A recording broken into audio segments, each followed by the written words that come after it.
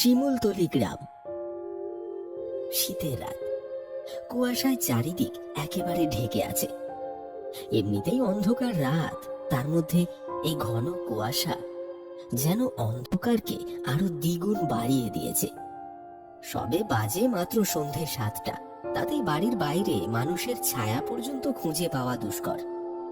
এই গ্রামের ছোট বড় সব দোকানগুলো বন্ধ হলেও হরিশ কাকার চায়ের দোকান রাত 12টার আগে কখনোই বন্ধ হয় না। লোকটার শুকনো একহারা চেহারা, বয়স 50-এর কোঠায় পা দিয়েছে। তবে বয়স 50 হলেও লোকটি এখনো অবিবাহিত। পরনে একটা গেঞ্জি আর একটা টুকরো ধুতি। শীত হোক বা গরম, তাকে এই রূপেই সব সময় দেখতে পাওয়া যায়। হরিশ কাকা এই গ্রামের সবচেয়ে পুরনো চায়ের দোকানদার। তিনি অনেক ছোটবেলা থেকেই এই দোকানটি চালাচ্ছেন। বেশিরভাগ সময় গ্রামের ছেলেপুলেরা সবাই তার দোকানেই আড্ডা দিয়ে থাকে। রাত ঠিক 9টায় রাজেশ, ঋষি দুই বন্ধু হরিশ কাকার চায়ের দোকানে বসে চা খাচ্ছিল আর আড্ডা দিচ্ছিল। এমন সময় তাদের আরেক বন্ধু অজিত সেখানে এসে উপস্থিত হলো। অজিতকে আসতে দেখে ঋষি তাকে উদ্দেশ্য করে বলল, কিরে অজিত, তোর আসতে এত দেরি হলো যে? তোর বিয়ে করার পর থেকে আসতে এত দেরি হচ্ছে, কি ব্যাপার বলতো? আরে বুঝছিস না, বউয়ের আঁচলের নিচ থেকে বের হতে চায় না। কি সব বলিস তোরা? নিজেরা যখন বিয়ে করবি তখন ঠিক বুঝবি। কাকা, এক কাপ চা দিন তো। চা নিয়ে অজিত পাশে থাকা বেঞ্চটির উপরে বসলো। তারপর চায়ের মধ্যে একটা দীর্ঘ চুমুক দিয়ে বলল,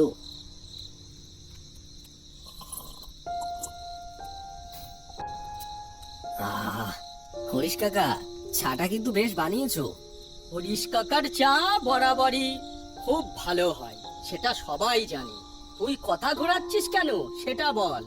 তুই বউকে বেশি ভয় পাস নাকি ভূতকে? বউকে তো ভয় পাই না, বাকি থাকলো ভূত। সেটাকে তো কোনোদিন চোখেই দেখিনি, শুধু গল্প আর কাহিনীতেই শুনেছি। তা বেশ বলেছিস অজিত, আসলেই আমরা তো কেউই কখনো ভূত দেখিনি। তাহলে ভূতের কথা শুনলেই এত ভয় লাগে কেন? হ্যাঁ, ঠিক বলেছিস। আচ্ছা হরিশ কাকা, আপনি কি কখনো ভূত দেখেছেন? বিয়ে কেন করেননি সেটা জিজ্ঞাসা করলে তো আপনি কিছুই বলেন না, কিন্তু ভূত দেখলে সেটা অবশ্যই আপনাকে বলতে হবে। হ্যাঁ কাকা, শোনান না একটা ভূতের গল্প। ঠিক আছে, তোমরা যখন এত করে বলছো তাহলে আজ তোমাদের একটা ভূতের গল্প শোনাবো আর ভূত দেখাবো। আমার যখন 10-12 বছর বয়স, তখন আমার বাবা মা দুজনেই একটি সড়ক দুর্ঘটনায় মারা যায়। আপন বলতে আমার এই পৃথিবীতে কেউ ছিল না। প্রথমে লোকেদের বাসায় চেয়ে চেয়ে খাবার খেতাম। কেউ খাবার দেয়, আবার কেউ দূর দূর করে তাড়িয়ে দেয়। তারপর ভাবলাম কাজ করব, কিন্তু ছোট বলে কেউ কাজ দিত না। বাবার দেওয়া ছোট্ট একটা বাড়ি ছাড়া আমার আর কিছুই ছিল না। এরপর আজ আমি যেখানে দাঁড়িয়ে আছি সেখানে একটা টেবিল আর একটা টুল নিয়ে চা বিক্রি করতে লাগলাম। সাথে স্কুলের পড়াশোনাও চালিয়ে যেতে লাগলাম।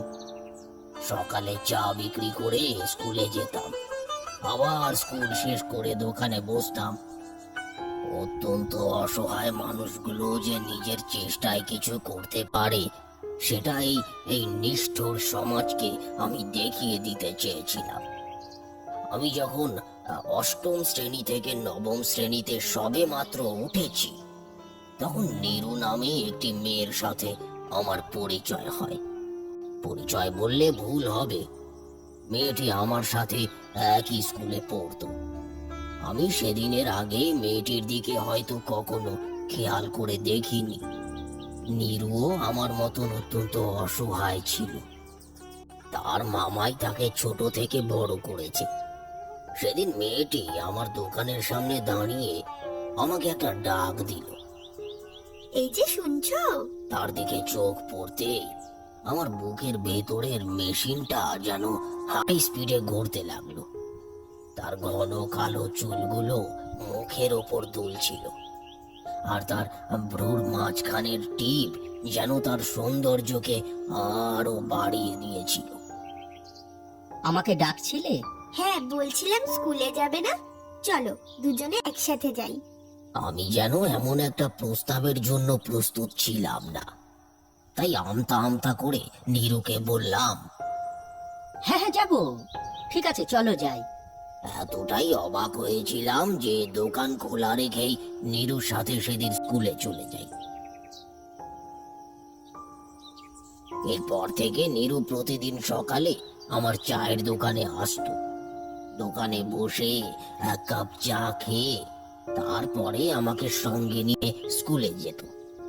ধীরে ধীরে আমাদের মধ্যে একটা প্রেমের সম্পর্ক তৈরি হয়। আমি নীরুকে যতটা না ভালোবাসতাম, নীরু আমাকে তার চেয়ে অনেক বেশি ভালোবাসতো। জানো তো হরিশ, তোমার হাতের চায়ে জাদু আছে।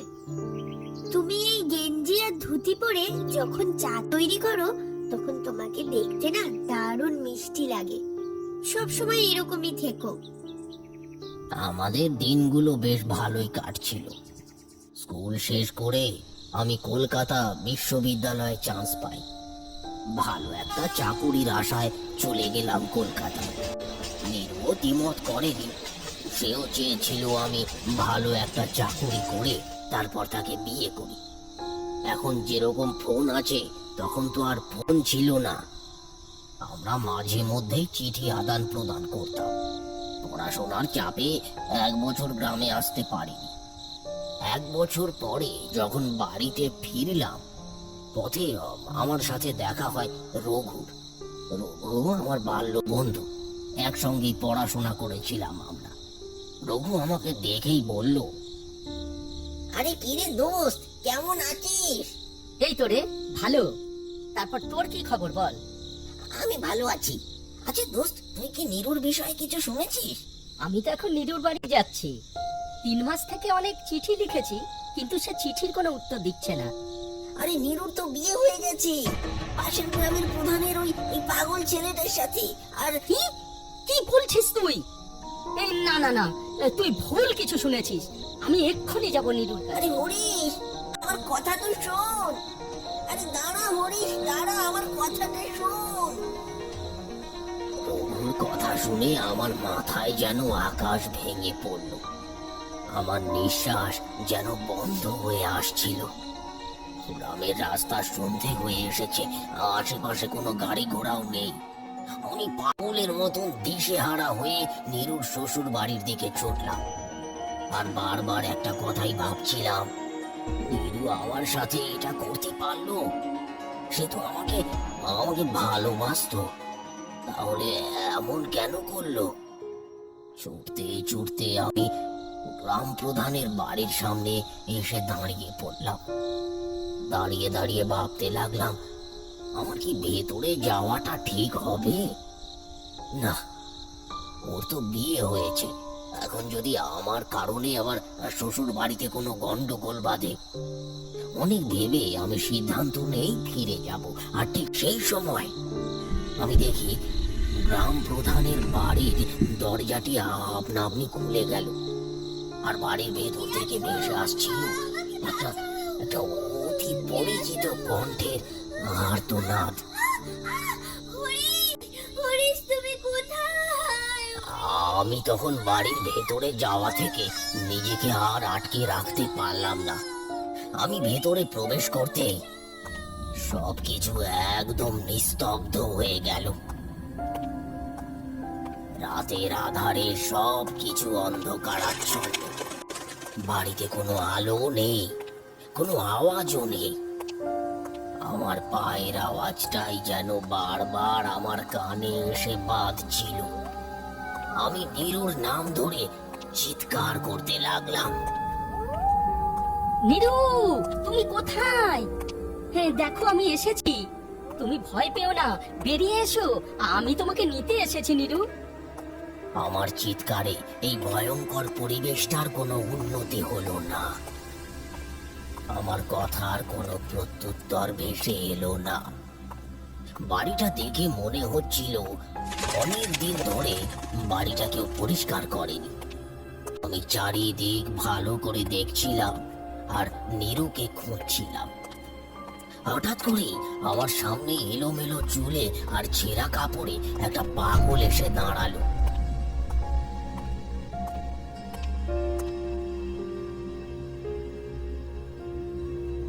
তারপর সে বলল, চলে যা, চলে যা, চলে যা, তুই চলে যা, তুইও বাঁচতে পারবি না, তুইও বাঁচতে পারবি না। হঠাৎ এমন কিছুর জন্য আমি একদমই প্রস্তুত ছিলাম না।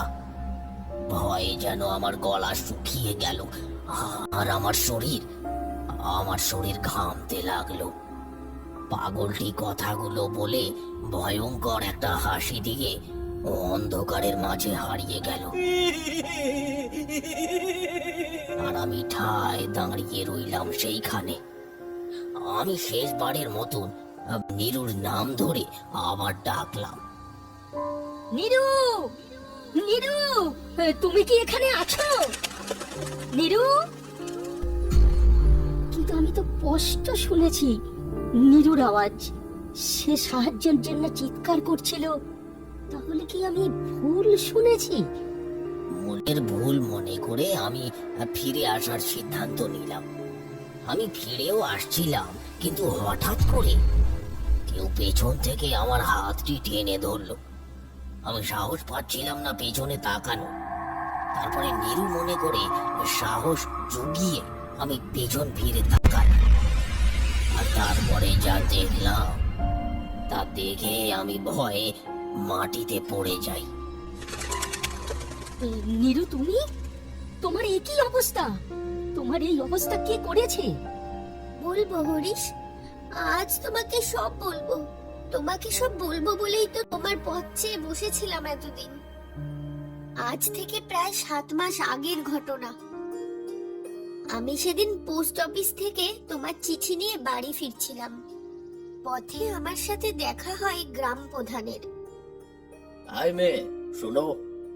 হ্যাঁ বলুন। তুমি কার মেয়ে? কাঠমিস্ত্রি মহেশ আমার মামা হন। আমি তার বাড়িতেই থাকি। আচ্ছা ঠিক আছে, যাও মা। আমি বাড়ি ফিরে আসি। পরের দিন কলেজ থেকে বাড়ি ফিরতেই মামা আমাকে বলল, শোনো নিরুমা, আমি পাশের গ্রামের গ্রাম প্রধানের ছেলের সাথে তোমার বিয়ে ঠিক করেছি। যদিও ওনার ছেলের মাথায় একটু সমস্যা আছে, কিন্তু ওনাদের অনেক টাকা পয়সা আছে মা। তুমি অনেক ভালোই থাকবে। তোমার জন্য বিয়ের আগে তারা 10 বিঘে জমি লিখে দিয়েছে, আর বিয়ের যাবতীয় খরচা ওনারাই করবেন। আশা করছি তুমি আমার উপরে আর কোনো কথা বলবে না।